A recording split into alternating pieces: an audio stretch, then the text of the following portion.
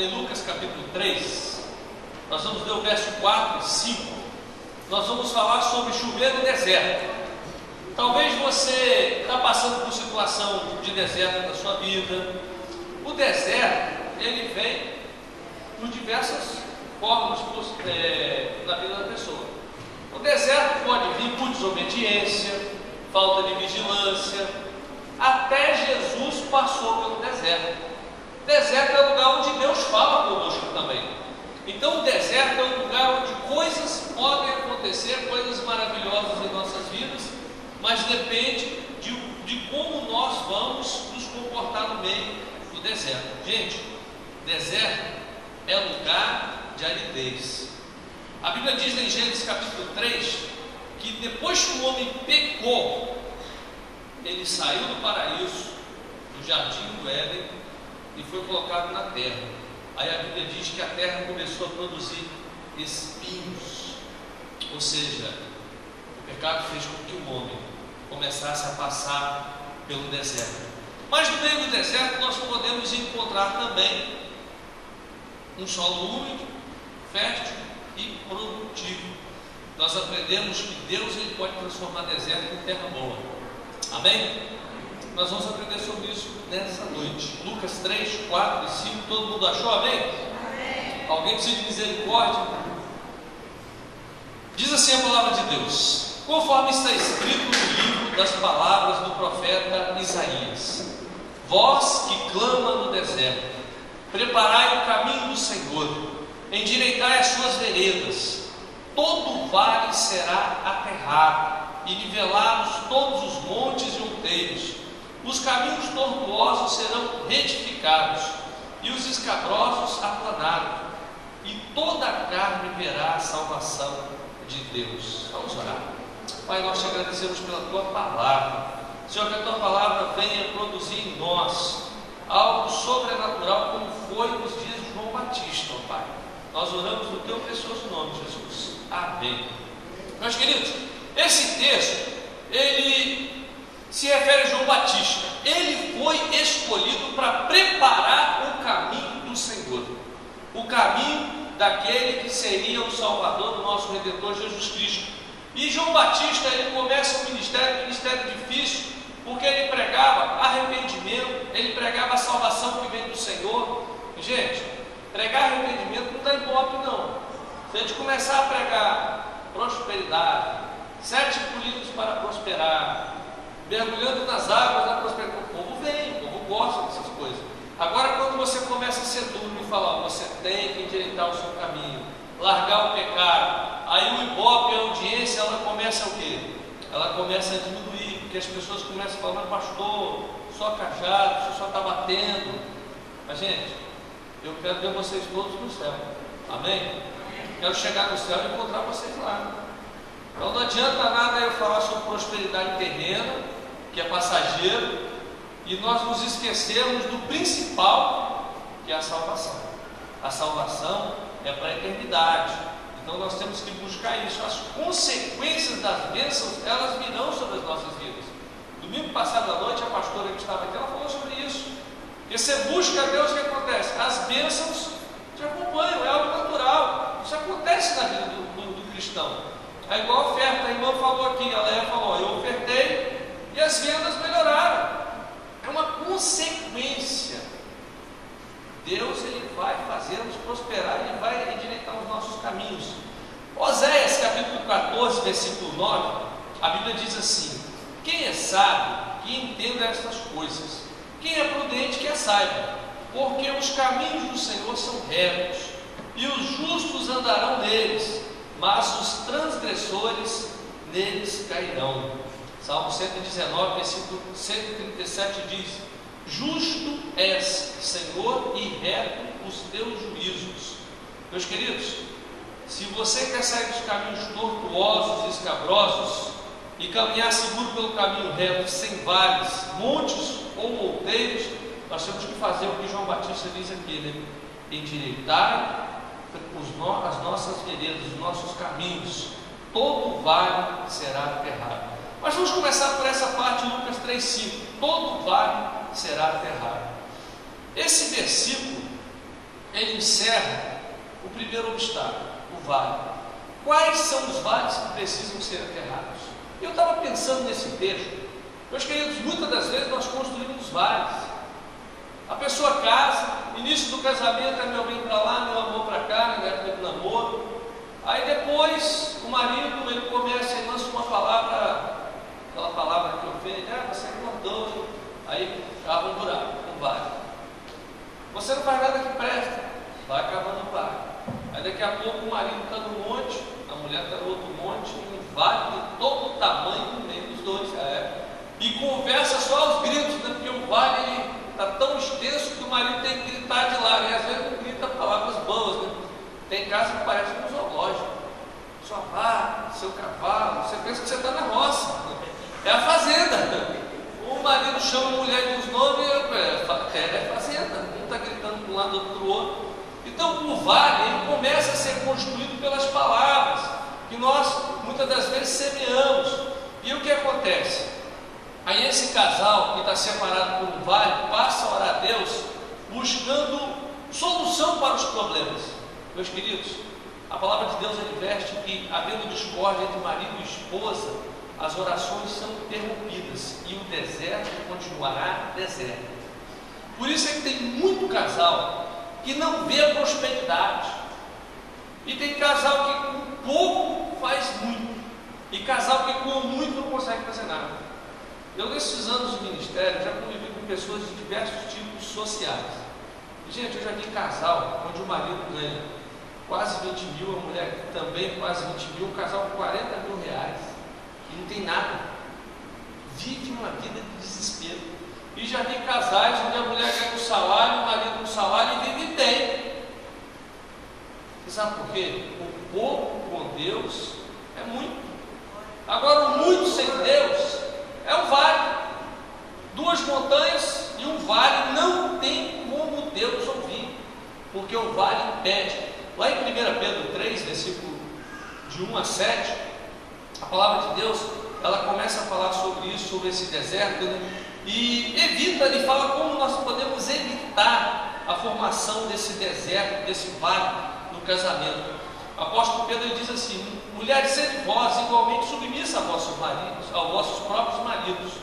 Maridos, vós igualmente vivei a vida comum do lar, com discernimento, e tendo consideração para com a vossa mulher como parte frágil, tratai com dignidade, porque sois juntamente herdeiros da mesma graça de vida, para que não se interrompam as vossas orações. O que adianta? O cidadão, ele é crente na igreja e em casa. O que adianta a mulher é crente ao extremo, mas em casa? Não é verdade? Uma vez eu atendi uma esposa e ela falou: pastor, eu não amo meu marido, aquilo é um bruto, é um cavalo. Ela falou só coisas assim maravilhosas a respeito dele. Eu fiquei assim assustado com as palavras dela. E eu peguei esse texto e falei: minha irmã, a senhora tem que amar o seu marido, a senhora tem que submeter ele. Como eu vou submeter esse homem? A Bíblia fala que a senhora tem que submeter, e a Bíblia diz que a santidade da mulher, ela abençoa o marido. E ela ficou pensando naquilo, refletindo sobre aquilo, remoeu, e ela disse: pastor, todo dia quando eu olhava para o Senhor pregando, dava uma raiva, que pastor machista, ou vontade de pegar o pastor e dar uns tapas, né? Mas a palavra de Deus foi produzindo no coração dela, e ela foi vendo que realmente ela tinha um papel a cumprir, porque não adianta, meus queridos, quanto mais você cava, maior vai ser o vale. E nós temos que aprender a ser o quê? Nós temos que ser daqueles que enterram vales. Porque uma coisa que nós aprendemos: Deus poderia aterrar todos os vales, mas Ele deixou para o homem essa tarefa. Ele nos deixou essa tarefa, que nós temos que fazer isso. Então, muitas das vezes nós estamos experimentando o deserto e olhando para outros e falando o seguinte: por que fulano tem jardim e eu não tenho jardim? É verdade?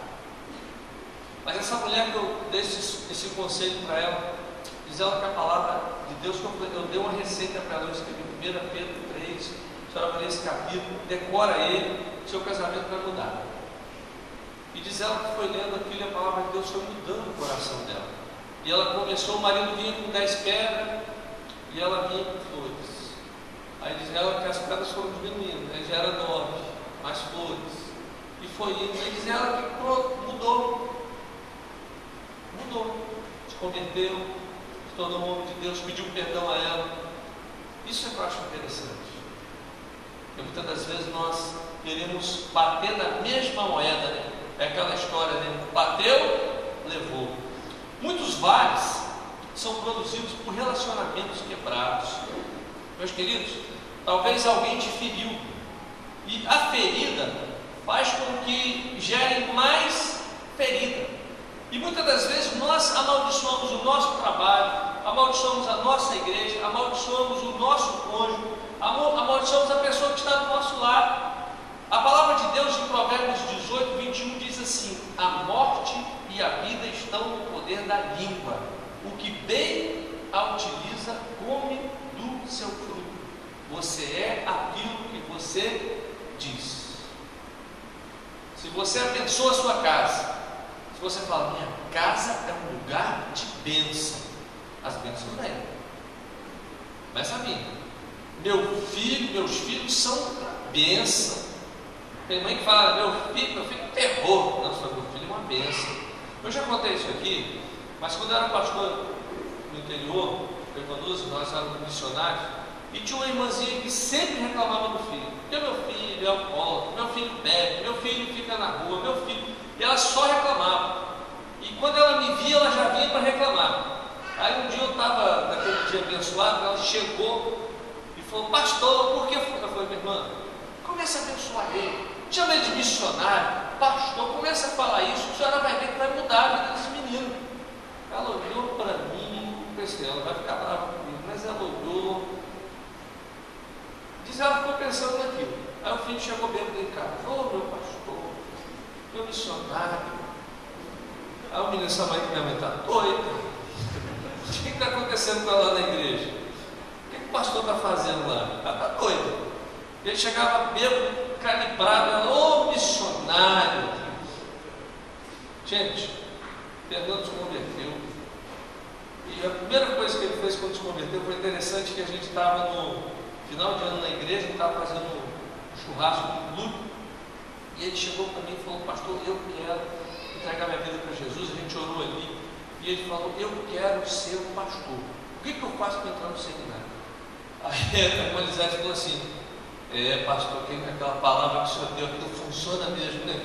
E ele deu o testemunho dele, falou, minha mãe chamava de pastor, de missionário, a pessoa está doida. Eu estou querendo beber todas, fazer tudo de errado. Ela está falando que eu sou pastor.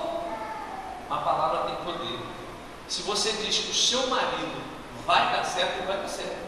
Se você diz que a sua esposa vai dar certo, vai dar certo. Você tem que gerar palavras de bênção sobre os seus filhos, sobre a sua casa, porque a palavra de Deus diz que você vai comer do seu fruto. Então, as suas palavras, elas podem mudar a realidade à sua volta. Lucas 6,45, a palavra diz assim: o homem bom, do bom tesouro do coração tira o bem, e o mal, do mau tesouro tira o mal, porque a boca fala o que está cheio o coração. Então, nós temos que começar a aterrar os vales, e nós temos que aterrar os vales da forma certa. Raquel, esposa de Jacó, chega para Jacó e reclama: Jacó, dá-me filho, senão eu morro.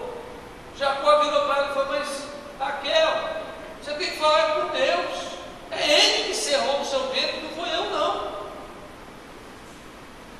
Aí o que ela fez? Ela direcionou: é para Deus, tem coisas que não é o seu marido que vai fazer não, é com Deus, é orar, é buscar Deus, tem coisas que você tem que colocar diante de Deus. Não adianta você colocar do seu marido para a sua esposa, para os seus filhos, é você e Deus. E aí depois vem José, né? Ela coloca diante de Deus, e aí ela começa a frutificar. Vem José, e logo depois de José vem Benjamim.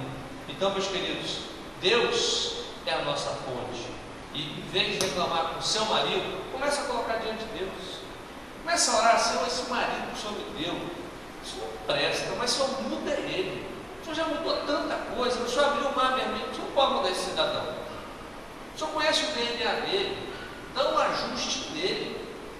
Da mesma forma, o marido coloca esposa. Mas o texto continua falando e ele fala sobre nivelar os montes e os outeiros. Meus queridos, os montes e os outeiros são o segundo obstáculo que impede a intervenção de Deus no nosso deserto. Para que Deus possa atuar, nós temos que nivelar os montes e os outeiros. Monte é alto, o outeiro é menor. E semana passada eu falei aqui sobre as pequenas raposinhas. Às vezes o outeiro você consegue pular por sobre ele, então você não presta muita atenção no outeiro.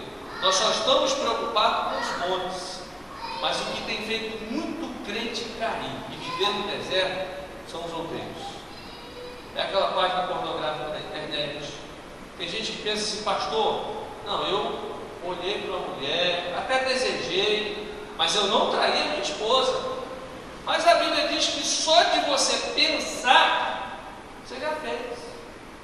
Então não adianta a mulher olhar para um camarada mais jovem e falar, nossa, desejar, mas eu não prometi adultério. Só de pensar você já fez. E nós temos que tomar cuidado com aquilo que nós estamos vendo. Gente, novela, Rede Globo. A Rede Globo já descarou. A Rede Globo hoje ela defende claramente o homossexualismo. Ela é contra a família. Ela é contra a sua casa. Ela produz programas para destruir o seu casamento. Esse é o objetivo da Rede Globo. E tem gente que fica assistindo novela ainda dando ibope. Porque toda vez que você assiste, seu filho assiste, toda vez que você assiste, o ibope conta e ela ganha mais patrocínio, ela cobra mais caro, ela tem mais dinheiro para investir contra a sua família. Então você tem que cortar isso da sua vida, da sua casa. Corta esse negócio. Tem uma novela agora chamada Economia, que está fazendo propaganda, Amor à Vida. Quem tem amor à vida não assiste um negócio desse não, gente. Não assiste. Vai ficar vendo lá dois homens se beijando. Gente, isso é algo normal. É algo tão nojento que não dá nem para pensar nisso. Não é verdade? O projeto do diabo é destruir a sua família. Ele vai fazer como? É dessas coisas. Então essas raposinhas, elas vêm e devastam a sua vida. E meus queridos, o caminho do Senhor é reto. É amor, é perdão, é paz. Nós temos que passar o prumo do Senhor nas nossas vidas. Em Amós 7:8, a Bíblia diz assim: então me disse o Senhor, eis que eu porei o prumo no meio do meu povo. Meus queridos, às vezes nós estamos cheios de montanhas dentro de nós. O que é montanha? Falta de perdão. É montanha. Quantas vezes eu não perdoo e vou colocando montanha? Eu estava lendo sobre isso, até comentei com a Vanusa. É interessante que lá em Marcos 11, 23 e 25, esse versículo tem muita gente que lê e acha interessante, né? Porque diz assim: porque em verdade vos digo que se alguém disser a este monte, ergue-te e lança-te no mar, e não duvidar no seu coração, mas crê que se fará o que diz, assim será com ele. Por isso vos digo que tudo quanto em oração pedirdes, crede que recebestes, e será assim convosco. E quando estiverdes orando, se tendes alguma coisa contra alguém, perdoai, para que o vosso Pai Celestial vos perdoe as vossas ofensas. Que coisa, né? O texto diz que se eu tiver fé, eu vou remover o quê? Montanhas. Mas o texto diz que se eu tenho alguma coisa contra alguém, eu tenho que perdoar, porque senão as minhas ofensas não são perdoadas. Ou seja, tem gente que lê só um pedaço do Senhor, eu preciso de fé para remover essa montanha. Mas tem uma montanha impedindo a oração, porque ela tem mágoa, tem rancor, está cheio de obstáculos para que a coisa aconteça. E gente, o obstáculo faz com que o mover de Deus não aconteça, porque Deus passa um prumo. Todo dia quando você ora, Deus coloca um prumo. Não tem jeito. Perdoar não é sair no lucro. Perdoar não é esquecer, porque senão você teria amnésia. Senão você estaria com Alzheimer, né? Mas você não está com Alzheimer. Você perdoa, você olha para a pessoa, você sabe que ela falou mal de você, que ela te ofendeu, que ela fez e aconteceu, mas você olha para ela e você abraça ela, amando ela do mesmo jeito. Isso é perdoar. Perdoar é você olhar para a pessoa e aquela ferida você vai se lembrar. Você vai olhar para ela, lembrar que ela te deu um prejuízo terrível. Lembrar que ela falou mal de você, lembrar que ela te humilhou, você vai lembrar de tudo aquilo, mas você vai olhar para ela e você vai abraçar ela e vai amar. Pastor, isso é difícil. Jesus não disse que era fácil, não, gente. Jesus falou que a porta e o caminho era estreito. E eu não consigo entender como tem irmão dentro da igreja que um olha para o outro, um conversa com o outro. Não tem como. Não tem, gente. Nós somos corpo. Imagine se o pulmão decide: eu não vou ter relacionamento com mais ninguém. Vou ficar nesse corpo aqui sem relacionamento. O que acontece com o corpo? O corpo morre. O pulmão também morre. E conviver com pessoas é conviver com problemas. Se aqui tivesse só santo, estaria tudo no céu. Mas não tem, gente. Do pastor a todo mundo aqui, todo mundo é pecador. Todo mundo erra. Então, se você olha para o pastor, não, pastor é pecado, pastor é o cara perfeito, você vai cometer um erro. Você tem que olhar para Jesus. Eu tenho que consertar minha vida todo dia diante de Deus. Todo dia eu tenho que consertar minha vida, como cada um de nós temos que fazer. Então, perdoar não depende do outro, perdoar depende de você. Amém? Fala com a pessoa que está do seu lado: perdoar não depende do outro, depende de mim. Isso aí. Sabe o que você tem que fazer com essas montanhas? Um altar. Tudo que você, quando você perdoa, aquela montanha, você vai fazer um altar. Aí Deus olha para você e fala: ó, meu filho, ó, cada perdão que você dá, você está gerando um altar para Deus. E Deus, ele vai se alegrando na sua atitude. Alguns nutrem a amargura contra o próprio Deus, achando que Deus está abençoando todo mundo, né? Aí aquele texto é: 1000 serão abençoados à minha direita, 10.000 à minha esquerda, mas a bênção não cairá sobre mim. Aí começa a reclamar com Deus: Senhor, por que o Senhor não olha para mim? Gente, Deus trabalha da seguinte forma: Deus, ele muitas das vezes, ele está nos disciplinando. Isaías 59, 1 e 2 diz assim: eis que a mão do Senhor não está encolhida para que não possa, nem os seus ouvidos tapados para que não possam te ouvir, mas as vossas iniquidades fazem separação entre vós e o vosso Deus. Então, muitas das vezes, Deus está fazendo o quê? Deus está disciplinando o seu povo. Hebreus 12, 6 a 7 diz assim: porque o Senhor corrige a quem ama, é para a disciplina que perseverais, pois que filho há que o pai não corrige. Não é verdade? Salmo 37, versículo 5 diz: entrega o teu caminho ao Senhor, confia nele e o mais ele fará. Filipenses 4, 7 diz: a paz de Deus, que excede a todo entendimento, guardará o vosso coração e a vossa mente em Cristo Jesus. Uma vez eu estava visitando um irmão e ele citou um versículo, Isaías 43, 13: agindo Deus, quem impedirá? Eu falei: realmente, meu irmão, Deus vai te curar. Deus, se agindo Deus, a doença cai. Pastor, eu entendi esse versículo pelo outro lado. Você sabe por que eu estou aqui há vários meses no hospital? Porque agindo Deus, quem vai impedir de Deus consertar a minha vida? Eu estava lutando contra Deus e Deus me botou aqui, Deus me dobrou aqui nesse hospital. Porque agindo Deus, médico nenhum resolve. Porque quando Deus quer consertar alguém, vai para o UTI. Ele falou uma coisa que eu nunca tinha pensado desse ano. Porque às vezes a gente pensa: agindo Deus, as montanhas vão cair. Agindo Deus, médico nenhum vai tirar você do hospital. Agindo Deus, banco nenhum vai resolver o seu problema financeiro. Agindo Deus, só você consertando a sua vida. Porque se Deus quiser te consertar no cidadão, não tem como você fugir. Salmo 100, versículo 5 diz assim: o Senhor é bom, e a sua misericórdia dura para sempre, e de geração em geração a sua fidelidade. Deus, ele não guarda rancor de ninguém. Deus nos conserta, nos trata, porque ele quer realmente algo muito melhor de nós. Então nós temos que fazer uma análise, aplanar as montanhas. E último, nós temos que retificar os caminhos tortuosos. Agora que você já aterrou todo o vale, nivelou os montes, terceiro obstáculo a ser vencido são os caminhos tortuosos. Tem que ser retificado. Meus queridos, o caminho torto é um caminho de pecado, de uma vida errada, oposta à verdade e à justiça de Deus. Aquela história de que Deus escreve certo em linhas tortas, isso não é bíblico. Deus escreve certo em linhas certas. E Deus só aprova o que é certo. Deus não aprova o que é meio certo, só o que é certo.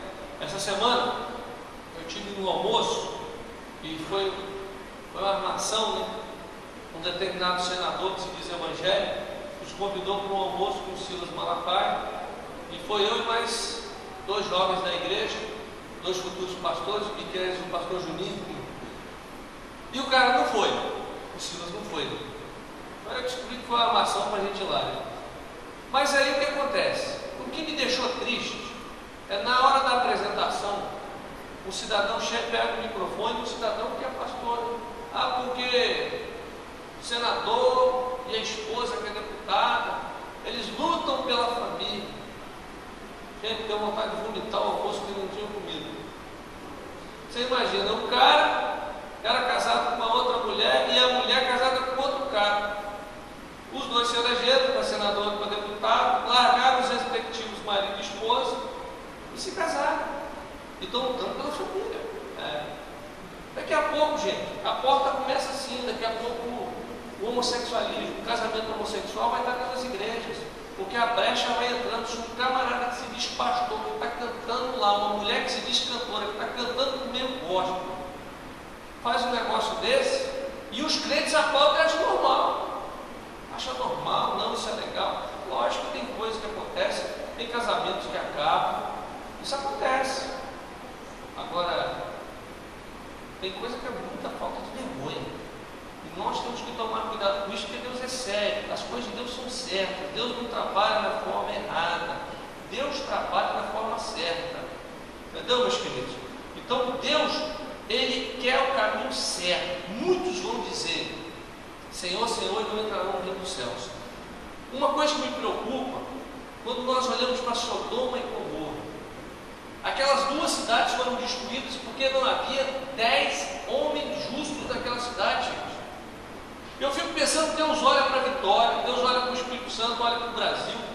Quantos homens justos Ele está vendo nesse lugar? Hein? Quantos homens justos Deus está vendo dentro da nossa igreja, dentro da nossa casa? Por que às vezes a mão de Deus vem pesando sobre nós? Porque Deus procura homens e mulheres justos. Se Ele olha e não acha, a mão dele pesa. Então, se a pessoa está andando em caminho tortuoso, o caminho tem que ser o quê? Tem que ser retificado. Caminho escabroso. A Bíblia diz, Isaías 40, versículo 4: todo vale será aterrado e nivelado, todos os montes e outeiros. O que é tortuoso será retificado, e os lugares escabrosos aplanados. Meus queridos, o último obstáculo para a restauração são o caminho aplanado. Você quer ver Deus agindo na sua vida, chover no deserto? Primeira coisa que você tem que fazer: aterrar o vale. Não pode abrir vale. Segundo, você tem que retirar os montes. E em terceiro, endireitar os caminhos. Aí você vai ver Deus agindo sobre a sua casa e você vai experimentar o melhor dessa terra. Porque aí a palavra diz, como Isaías fala, e sobre João Batista, né, em Lucas 3, 4, 6, e ele diz assim: toda carne verá a salvação de Deus. Que coisa, né? Então, depois que está o vale aterrado, os montes aplanados e o caminho endireitado, vem a salvação de Deus. Vem a salvação de Deus na finança, vem a salvação de Deus na saúde, vem a salvação de Deus. Gente, a mão de Deus, ela não está encolhida. Deus, Ele quer te abençoar. A Bíblia diz que Deus quer nos abençoar com toda sorte de bênção. Deus quer transformar, como diz Isaías capítulo 35, 7 e 8, diz assim: a areia esbraseada se transformará em lagos, e a terra sedenta em mananciais de águas. Onde outrora viviam os chacais, crescerá a erva com canas, e juncos e aí haverá bom caminho, caminho que se chamará caminho santo. Às vezes a pessoa não está entendendo por que a minha vida não vai. Está simples, né? Está difícil. Tá? Deus ele quer fazer. Deus ele quer agir. Gente, como pastor desses anos de ministério, nós temos visto coisas, a mão de Deus agindo. Eu vejo Deus agindo às vezes na vida de pessoas que chegaram para igrejas totalmente arrebentadas, financeiramente, conjugal, arrebentada mesmo. E a pessoa entendeu a mensagem do Evangelho e consertou, aterrou os vales, aplanou os montes, endireitou os caminhos. Aí você vê Deus transformando tudo, começa a transformar as finanças, começa a transformar a saúde, começa a transformar, e a vida da pessoa começa a florescer. Aí as pessoas que estão em volta, os parentes, olham e falam: realmente esse Deus é Deus mesmo. Olha como mudou a vida dele. Porque, gente, as pessoas, elas vão olhar para nós, não é porque você está com uma roupa aqui, nem o cabelo cortadinho, não. Elas querem ver realmente o fruto na sua vida. Se elas veem que a sua casa está sendo abençoada, é por isso que a bênção de Deus vem. Porque é marketing de Deus você prosperar. Deus é o mais interessado na sua prosperidade. Porque quando o ímpio olha para você, vê a sua casa florescendo, prosperando, os ímpios olhavam para Abraão e viam Abraão enriquecendo. Olhavam para Jacó e viam Jacó crescendo. José no Egito florescendo. Isso fez com que as pessoas olhassem e falassem: realmente, há Deus em Israel. Deus quer fazer isso hoje na sua casa. Ele quer transformar a sua vida. Ele quer mudar a sua vida. E as pessoas vão olhar e falar: realmente, Deus é Deus, hein? Vale a pena servir a Deus. Mas o que está impedindo isso? A mão do Senhor, ela quer agir. Os ouvidos do Senhor querem receber, mas os nossos pecados, eles fazem com que o vale continue vale, os montes cresçam e os caminhos cada vez mais tortuosos. Não tem como Deus agir. Você quer ver Deus agindo na sua vida? Você poder dizer: agindo Deus, Ele impedirá. Você quer fazer isso na sua vida? Amém? Fique de pé então. O convite de João Batista é um convite que é para nós hoje. A mensagem de João Batista não foi bem recebida. Não foi. E como eu disse, não é uma mensagem fácil. Falar sobre isso na igreja não dá ibope. Não dá. Uma vez eu visitei um empresário e, gente, já saíram várias pessoas aqui da igreja que eu tive que chamar a atenção. Não adianta, o cara pode ter o dinheiro que for. Se está traindo uma mulher, eu vou chamar no mexe. Pode ser da igreja, eu não estou preocupado com o meu pastor. E ele diz: gente, igreja é obra de Deus. Deus vai fazer os justos aqui florescerem e prosperar. Então nós não estamos olhando se fulano tem ou se fulano pode, nós estamos olhando é o que Deus quer fazer. Deus veio separar uma igreja santa, um povo santo. Ele nos chama para um compromisso de santidade. E se nós realmente levarmos Deus a sério, Deus vai fazer as coisas que Ele quer fazer neste lugar. Então nós temos que levar as coisas de Deus a sério. Então não se preocupe. Se você tem que apertar o irmão, chamar a atenção, discipulado é para isso. Na célula é para isso. O irmão na célula está pisando na bola, chama a atenção. É o pastoreio mais direto. Por isso que eu falo: líder de célula é pastor. O irmãozinho que está pisando na bola não tem que esperar eu chegar, não. Você mesmo aperta o irmão. É assim que funciona.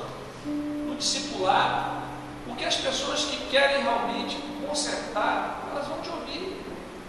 Agora quem não quer, vai fazer o que, não é verdade? Nós estamos aqui para povoar o céu. Vamos orar. Coloque a sua vida diante de Deus. Se Deus te mostrou algo que tem que ser consertado na sua vida, fala com Ele agora. Lembre-se de uma coisa: Filipenses 4,13, o apóstolo Paulo diz: tudo posso naquele que me fortalece. Você pode ter uma vida de santidade, você pode ter uma vida realmente abençoada nos caminhos do Senhor.